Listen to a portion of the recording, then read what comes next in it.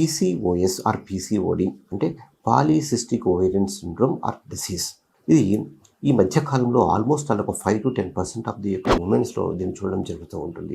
అసలు ఈ పీసీఓఎస్ అంటే ఏంటి, దీనిలో ఉన్నటువంటి సిమ్టమ్స్ ఏంటి, దీన్ని ఎలా గుర్తించాలి, ఇది ఉన్నప్పుడు తీసుకోవాల్సినటువంటి జాగ్రత్తలు ఏంటి, దానికి ట్రీట్మెంట్ ఏంటి, దాని యొక్క లైఫ్ స్టైల్ మాడిఫికేషన్స్ ఏంటి గురించి తెలుసుకుందాం. పీసీఓఎస్ అంటే ఈ ఫిమేల్స్లో ఏమవుతుందంటే యుక్త వయసు వచ్చేసరికి ఈ యొక్క ఓవరీస్ లోపల కొన్ని సిస్టులు మాదిరిగా ఫామ్ అవుతూ ఉంటాయి.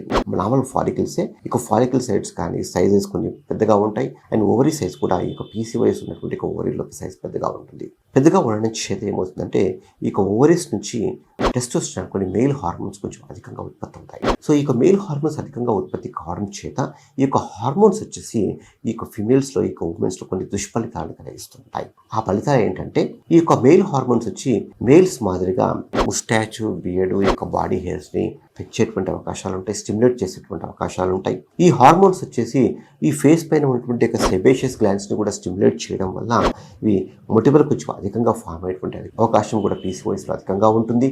అది ట్రీట్మెంట్ కూడా కాస్త రెసిస్టెన్స్గా ఉంటుంది. ఇవే హార్మోన్స్ వచ్చేసి ఈ యొక్క వెంట్రుకల మీద పనిచేయడం చేత ఫిమేల్ ప్యాటర్న్ బాల్నెస్ అంటే కాలక్రమేణా మినియేచర్ చేసి ఎస్పెషల్లీ ఈ యొక్క సెంటర్లో ఉన్నటువంటి వెంట్రుకలు థిన్నింగ్గా కనిపించేటువంటి అవకాశం ఉంటుంది. దీంతో పాటు ఇర్రెగ్యులర్ పీరియడ్స్ కూడా రెగ్యులర్గా రాకుండా ఇర్రెగ్యులర్గా వచ్చేటువంటి అవకాశం ఉంటుంది. కొందరికి ఏంటంటే ఈ యొక్క పీసీఓఎస్తో పాటు ఏమవుతుందంటే ఈ యొక్క గ్లూకోజ్ కూడా బాడీలో పెరుగుతుంది. పెరిగినప్పుడు ఏమవుతుందంటే అప్పుడు ఇన్సులిన్ కూడా ఉత్పత్తి అధికంగా అవుతుంది. ఇన్సులిన్ ఉత్పత్తి అధికంగా అయినప్పుడు టిష్యూ ఈ యొక్క గ్లూకోజ్ కూడా కంటెంట్ టిష్యూలో ఎక్కువ వేసి అప్పుడు ఏమవుతుందంటే కొంచెం లావు పెరిగేటువంటి అవకాశం ఉంటుంది. దీన్ని ఒబిసిటీ అని చెప్పేసి అంటూ ఉంటాం అనమాట. సో ఓవర్ వెయిట్ కానీ ఒబిసిటీ కానీ వచ్చేటువంటి అవకాశాలు కూడా అధికంగా పీసీఓఎస్ లోపల ఉంటాయి. అంతే దాంతోపాటు ఇన్సులిన్ రెసిస్టెన్స్ డెవలప్ అవుతుంది. ఇన్సులిన్ రెసిస్టెన్స్ డెవలప్ అయిన తర్వాత వారి యొక్క మెడ చుట్టూ కానీ చంకల్లో కానీ అకాంథోసిస్ నైగ్రికన్స్ అంటే ఒక పులి చర్మం అంటే ఒక ముడతలు పడినటువంటి చర్మం వచ్చేసి చాలా నల్లగా ఉంటుంది అనమాట. సో ఈ పీసీఓఎస్ ఉన్నప్పుడు ఇలాంటి దుష్ఫలితాలని అంటే ముఖ్యంగా ఇర్రెగ్యులర్గా పీరియడ్స్ రావడాలు కావచ్చు, అబ్నార్మల్ హెయిర్స్ అప్పర్ లిప్ పైన కావచ్చు, చిన్ పైన కావచ్చు, బాడీ ఏరియా లోపల అబ్నార్మల్ హెయిర్స్ రావడం జరుగుతూ ఉంటుంది. తనలో ఉన్నటువంటి వెంట్రుకలు పలసబడుతూ ఉంటాయి. అవే కాకుండా మొటిమలు అధికంగా రావడం కానీ అకాంథోసిస్ నైగ్రికన్స్ కానీ ఓవర్ వెయిట్గా ఉండడం అటువంటివి జరుగుతూ ఉంటుంది. కొన్నిసార్లు ఫిమేల్స్లో కూడా ఫర్టిలిటీ ఇష్యూస్ కూడా ఉండేటువంటి అవకాశాలు ఉంటాయి. దీన్ని ఎలా గుర్తించాలి అంటే ఇప్పుడు నేను చెప్పినటువంటి సిమ్టమ్స్ లోపల ఎలాంటి రెండు ఉన్నప్పటికీ కూడా అంటే ఇర్సోటిజం అంటే అబ్నార్మల్ హెయిర్స్ ఉండడం కానీ ఫిమేల్ ప్యాటర్న్ బాల్నెస్ ఉన్నప్పటికీ కానీ తర్వాత ఓవర్ వెయిట్ ఉన్నప్పటికీ కానీ ఈ యొక్క సిమ్టమ్స్తో పాటు ఇర్రెగ్యులర్ పీరియడ్స్ ఉండి దాంతోపాటు అల్ట్రాసౌండ్ స్కాన్ చేయించుకుంటే ఓవర్లో ఉన్నటువంటి క్లాసికల్గా పికప్ చేయడం జరుగుతుంది కనుక దానివల్ల మనము పీసీఓడి ఆర్ పీసీఓఎస్ ఉందా లేదా ఒక విషయాన్ని మనము నిర్ధారించవచ్చు. దీంతో పాటు కొన్ని హార్మోన్ టెస్ట్లు కూడా చేయించడం జరుగుతూ ఉంటుంది అనమాట. ఎందుకంటే దీనిలో టెస్టోస్టెరాన్ లెవెల్స్ పెరిగేటువంటి అవకాశం అధికంగా ఉంది కనుక కొన్ని ఒక రకమైనటువంటి సీరియస్ అయినటువంటి హార్మోన్స్ కూడా చేస్తూ ఉంటాం అనమాట. చేసినప్పుడు కూడా మనకి యొక్క పీసీఓఎస్ నిర్ధారించడానికి ఉపయోగపడుతూ ఉంటుంది. ఈ యొక్క హార్మోన్ టెస్ట్లు, ఈ యొక్క స్కాను, మీకు ఉన్నటువంటి యొక్క సిమ్టమ్స్ ఇవన్నీ కూడా చూసుకున్న తర్వాతనే మనం పీసీఓఎస్ నిర్ధారణ చేయడం జరుగుతుంది. ఈ పీసీఓఎస్ నిర్ధారణ చేసిన తర్వాత ఉన్నటువంటి సిమ్టమ్స్ బట్టి అంటే ఆయనకి ఓరల్ కాంట్రాసెప్టివ్ పిల్స్ అనేవి కొన్ని మెడికేషన్స్ ఉంటాయి. ఎందుకంటే ఈ యొక్క హార్మోన్ యొక్క ఉత్పత్తిని కంట్రోల్ చేయడం కోసం. అందుకే కాకుండా ఆల్రెడీ యాంటీ ఆండ్రోజన్స్ అనేటువంటి అంటే టెస్టోస్టెరాన్ లెవెల్స్ అధికంగా ఉంటే కనుక స్పైనోలాక్ట్ అనేటువంటి యాంటీ ఆండ్రోజన్ ఒక టాబ్లెట్ ఉంటుంది.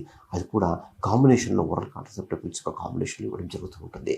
ఈ యొక్క రెండు కాంబినేషన్స్ మెడికేషన్స్ ఇచ్చిన తర్వాత ఒకవేళ మొటిమలు అధికంగా ఉంటే పింపుల్స్ అధికంగా ఉంటే పింపుల్స్కు ట్రీట్మెంట్, ముస్టాచ్ బియర్డ్ ఏరియా లోపల మగవారి మాదిరిగా గడ్డాలు మీసాలు కానీ అధికంగా ఉన్నప్పుడు వారికి కూడా లేజర్ హెయిర్ రిమూవల్ అనేటువంటిది చేయడం జరుగుతూ ఉంటుంది అనమాట. అదే మాదిరిగా ఒకవేళ ఫిమేల్ ప్యాటర్న్ బాల్నెస్ ఉంటే ఆ యొక్క ఫిమేల్ ప్యాటర్న్ బాల్నెస్ కోసము మినాక్సిడిల్ లోషన్ కావచ్చు, కొన్ని సీరమ్స్ కావచ్చు, కావాలంటే లైట్ థెరపీ కానీ పిఆర్పి థెరపీ కానీ దాంతోపాటు ఈ యొక్క oral contraceptive anti hormone medications కూడా ఈ యొక్క ఫిమేల్ ప్యాటర్న్ బాల్నెస్కి బాగా పనిచేస్తూ ఉంటాయి. మరీ ఎక్కువ ఉన్నప్పుడు బికాలటమ్ అనేటువంటి ఒక ట్యాబ్లెట్ కూడా వాడడం జరుగుతూ ఉంటుంది. ఇవన్నీ వాడినప్పటికీ కూడా ఇంకా ఈ యొక్క ఫిమేల్ ప్యాటర్న్ బాల్నెస్లో ఈ యొక్క సివిరిటీ అధికంగా ఉంటే గ్రేడ్ 3, గ్రేడ్ 4 అధికంగా ఉన్నప్పుడు కూడా విజిబిలిటీ అధికంగా ఉన్నప్పుడు అప్పుడు మనము హెయిర్ ట్రాన్స్ప్లాంటేషన్ అనేటువంటి ఆప్షన్స్ తీసుకుంటాం. ఈ యొక్క ట్రాన్స్ప్లాంటేషన్ చేయడం చేత మళ్ళీ ఈ యొక్క ఫిమేల్స్ కూడా చాలా సాటిస్ఫై అయిపోతారు. సాటిస్ఫై అయిపోయి వెంట్రుకలు కూడా తిక్కగా మళ్ళీ ఈ యొక్క సెంటర్లో పెరిగేటువంటి అవకాశం ఉంటుంది. ఒకవేళ ఈ యొక్క బాడీ హెయిర్ అధికంగా ఉన్నటువంటి వాళ్ళు కూడా ఈ యొక్క ఫేస్తో పాటు లేజర్ హెయిర్ రిమూవల్ ఉంటుంది. ఫేస్లోనే కాకుండా ఈ యొక్క బాడీలో ఉన్నటువంటి వెంట్రుకలు కూడా చేయించుకుంటే మంచిది. ఎందుకంటే కొందరికి ఇక బ్రెస్ట్ పైన, అబ్డమెన్ పైన కూడా అత్యధికంగా హెయిర్ వచ్చేటువంటి అవకాశం ఉంటుంది. ఇది కాకుండా కొన్ని లైఫ్ స్టైల్ మాడిఫికేషన్స్ కూడా వాళ్ళు చేసుకోవాలి. ఎందుకంటే ఒబిసిటీ, ఓవర్ వెయిట్ వచ్చేటువంటి లక్షణాలు అధికంగా ఉంటాయి కనుక క్రమేణా అట్లీస్ట్ వారానికి 3 సార్లైనా మినిమం ప్రతిసారి కూడా 30 నిమిషాలకు తగ్గకుండా ఎక్సర్సైజ్ ఆర్ ఫిజికల్ యాక్టివిటీ అనేటువంటిది చేయాలి.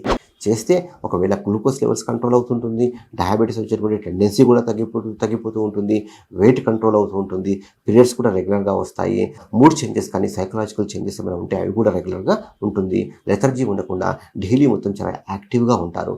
డైలీ ఎక్సర్సైజ్ చేస్తే ఇంకా మంచిది. కానీ మినిమం మాత్రము వారానికి 3 సార్లు ప్రతిసారి 30 నిమిషాలకు తగ్గకుండా ఎక్సర్సైజ్ అనేటువంటిది చేయాలి. దీంతో పాటు కొంచెం డైట్ రెగ్యులేషన్ కూడా చేయాలి. వెయిట్ అధికంగా ఉన్నటువంటి వాళ్ళు డైట్ రెగ్యులేషన్ అంటే ఈ యొక్క షుగర్ కంటెంట్ కానీ కెఫిన్ కంటెంట్ కానీ ఎక్కువగా తీసుకోకుండా షుగర్ కట్ డౌన్ చేస్తే మంచిది. కొంచెం ప్రోటీన్ కంటెంట్ అధికంగా తీసుకుంటే మంచిది. అంతేకాకుండా బ్రౌన్ రైస్ ప్రిఫర్ చేస్తే మంచిది. స్మోకింగ్ కానీ ఆల్కహాల్ కానీ అలాంటి అలవాట్లు కూడా మానుకుంటే చాలా మంచిది. వెయిట్ రిడక్షన్ యాక్టివిటీ కూడా చేసుకుంటే మంచిది. ఎందుకంటే బిఎంఐ అనేటువంటి బాడీ మాస్ ఇండెక్స్ అని అంటాం అనమాట. ఈ యొక్క బిఎంఐ అనేటువంటిది అట్లీస్ట్ 19 to 25 మధ్యలో మెయింటైన్ చేస్తే మంచిది. ఈ రకంగా బిహేవియరల్ చేంజెస్ అంటే హీటింగ్ హ్యాబిట్స్ కావచ్చు, డైలీ ఎక్సర్సైజ్ కావచ్చు, కొన్ని తీసుకోవాల్సినటువంటి జాగ్రత్తలు కావచ్చు, ఇవన్నీ జాగ్రత్తలు తీసుకునేసి కాలక్రమేణా రెగ్యులర్గా మెడికేషన్స్ వాడుతూ చేస్తూ ఉంటే ఈ యొక్క పీసీఓఎస్ వల్ల వచ్చే దుష్ఫలితాలన్నింటినీ కూడా మనము హ్యాపీగా కంట్రోల్ చేయవచ్చు.